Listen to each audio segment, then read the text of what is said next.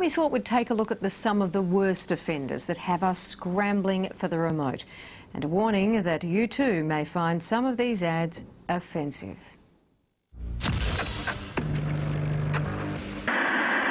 That's why we're putting them up for adoption.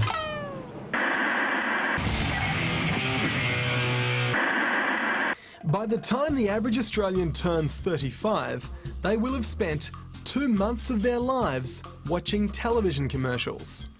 And advertisers have never had to work harder to keep you glued to their mini marketing messages. When I was a kid, you were watching television and you had to get over the TV to turn the dial, and inertia meant that you didn't get up, and so mum and dad and kids just watched what they were fed. Randall Glennon from Grey Advertising knows how challenging it is to make an ad that stands out, the sort of ad that sticks to your brain like peanut butter. The consumer or the viewer's got more power now. They've got a remote control in their hand and they dictate what they watch. But as advertisers seek new and powerful ways to keep your attention, sometimes they can offend some viewers. There is a line you don't cross.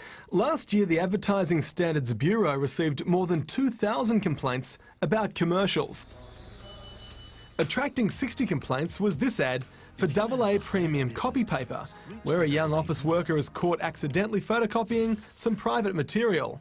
The Bureau said this one was okay, but we decided to ask our own panel what they thought of this and other ads. It doesn't offend me, but I can see why it would offend other people.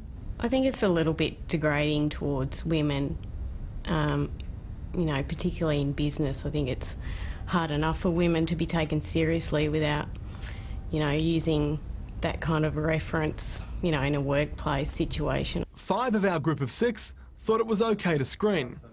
Then there was the Ingham chicken ad, where the couple try to give away their adult children so they can have more chicken for themselves. It attracted 40 complaints. I think it's funny, just to have a sense of humour. It's obviously light-hearted. I think if you're adopted, you might find it a bit offensive. That's my opinion anyway. Offensive enough for it not to be on air? Yes, I think so. The other 5 thought it was lame, but okay to go out. My boyfriend hits me. This community service ad about domestic violence also attracted 30 complaints, which were dismissed by the authority, and our group certainly believed the ad should be seen. Basically, it gets through to everybody, and that's what we want. And then there was this car ad, where a number of Warwick Kappa impersonators provide a series of driver distractions. It attracted 20 complaints from people who thought it was tasteless, but our panel could see the funny side. I think most guys would be pretty hypocritical to get offended by an ad like that, considering a lot of what does get to air. And then there are the ads that are deliberately shocking for good reason.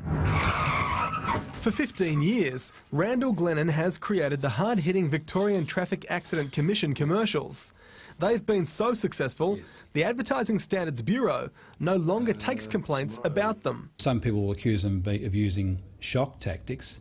We call it using reality tactics, and it's as simple as that, because I don't know if you've ever seen a car accident yourself, but the majority of people haven't. So what the ads have done is bring that into the living room. But some ads just don't make it to air because they're deemed by the TV networks to be too confronting. I see it as censorship. This ad was recently created for the Alana Madeline Foundation to highlight the issue of child abuse, but you won't have seen it in full on your screens because Commercial Television Australia deems it to be too shocking. We went to a lot of trouble to make an ad that wasn't as confronting as it could be. It doesn't show child abuse, it doesn't show blood and gore, it doesn't do that.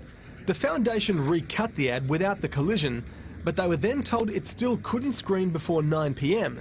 because it dealt with an adult theme, child abuse. By not playing it in the daytime, we're not allowing children to get involved in solving the problem. Kids have to be empowered to help. They know what's going on with their mates. I find it a little bit hard to swallow that it's an adult theme when it's talking about child abuse. That involves every age group, children and adults. When we showed it to our group, they agreed it should be shown at a time when children could see it with their parents. But when you analyse all the complaints, it's important to remember that while millions of Australians see these ads, only a handful actually pick up the phone and lodge a formal complaint.